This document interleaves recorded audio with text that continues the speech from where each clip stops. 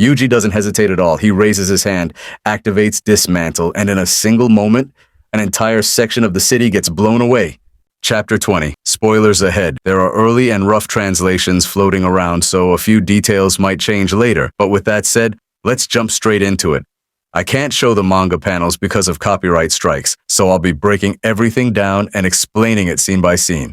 The chapter opens on page 1 with Yuji absolutely demolishing this samurai-looking alien curse. And the crazy part? Yuji is fighting with only one hand, while the other hand is casually sitting in his pocket. No rush, no panic, pure confidence. At this moment, Yuji isn't just fighting, he's aura farming. Then Yuji finally takes his hand out of his pocket, and in the very next instant, a direct black flash.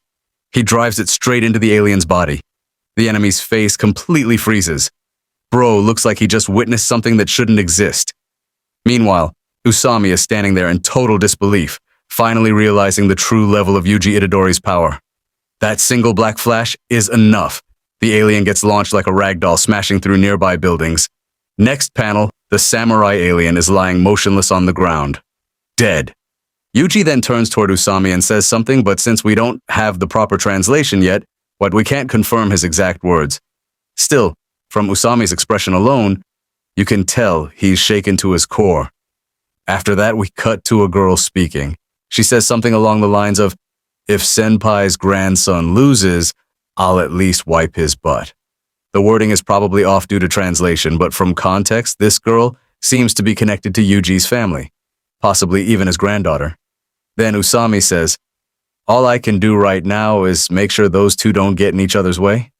Next, Yuji looks ahead and says, "Ah, 4 people, huh?" Usami immediately apologizes, and Yuji responds with a chilling line, "I won't forget you, and I won't forgive you." Usami then shouts back, "Well, that should at least keep you from feeling lonely." Next, Yuji suddenly says, "Who cares?" Usami freezes for a second. "What?" Yuji keeps walking as he speaks. "I'm saying, Yuji Itadori doesn't matter anymore." The weight behind that sentence feels familiar. It instantly calls back to Gojo's mindset.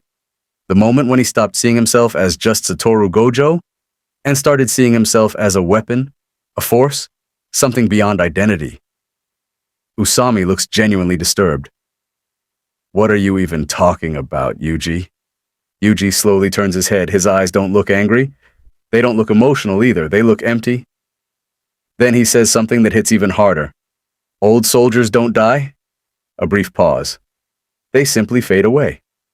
That single line says everything.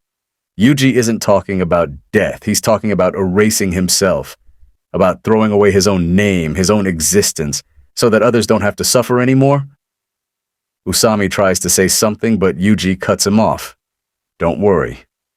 I'll take care of the cursed spirits that escaped from Tokyo." Not a promise, not a hope, a statement of fact. At this point, Usami realizes Yuji isn't asking for permission. He isn't waiting for orders. He has already chosen his path. Yuji turns his back and starts walking forward. No dramatic pose, no flashy dialogue, just quiet determination. Then the chapter delivers a jaw-dropping panel. Yuji standing side by side with Mahoraga, 2 monsters of completely different origins, yet standing together. In front of them, Dabura. The atmosphere feels heavy, like the world itself knows something catastrophic is about to happen.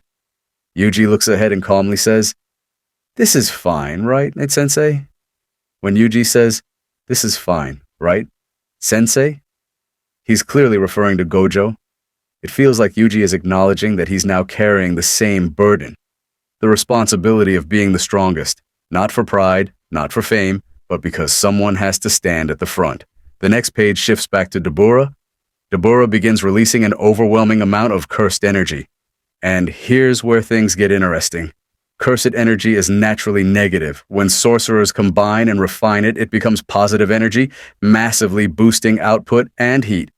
But Dabura is doing something different. Instead of simply reinforcing himself, he starts channeling that energy directly into a technique. We see cursed energy violently manifesting around his hands. His aura keeps rising higher, higher. He's visibly evolving mid-battle. Then Dabura mutters, What do they call this jutsu on Earth? A new move? Technique reversal. Deborah clenches his fist. Once again, his focus locks onto Mahoraga. He thinks, I have to finish Mahoraga in a single blow. If I fail, it will adapt. And once it adapts, what I lose. This time, Deborah isn't playing around, but he's betting everything on one decisive attack. The next page doesn't have full translations, but the scene cuts to another battlefield. Rika versus Tsurugi. Both of them are clashing head-on. Blows are being exchanged, neither side backing down. Then, Rika lands a heavy punch. Tsurugi gets sent flying. Rika laughs and says something like, Rika-san, huh? Why not? I kinda like people with nasty personalities. Rika seems to be enjoying this fight way too much. Then something insane happens. From the shadows, a voice says, from now on, just swing it with everything you've got. I've put my power into it for you. A weapon begins to emerge, and then Rika summons Toji Fushiguro's sword.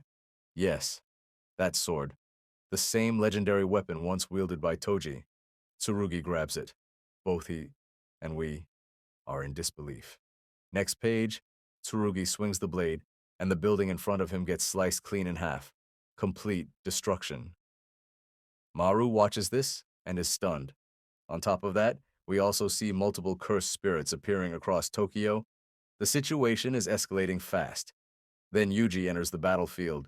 He observes the chaos and says, did they let all the curses escape because they were scared of Deborah? They shouldn't have done that. Looks like they seriously underestimated how much curses would multiply once released. Well, it's their first time dealing with something like this. Yuji raises his hand, 2 fingers extended, dismantle. The next panel is absolute madness. Buildings get erased. Entire structures collapse, not shattered, not cracked, erased. This level of dismantle is insane.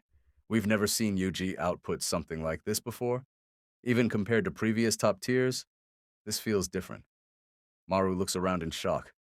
What just happened?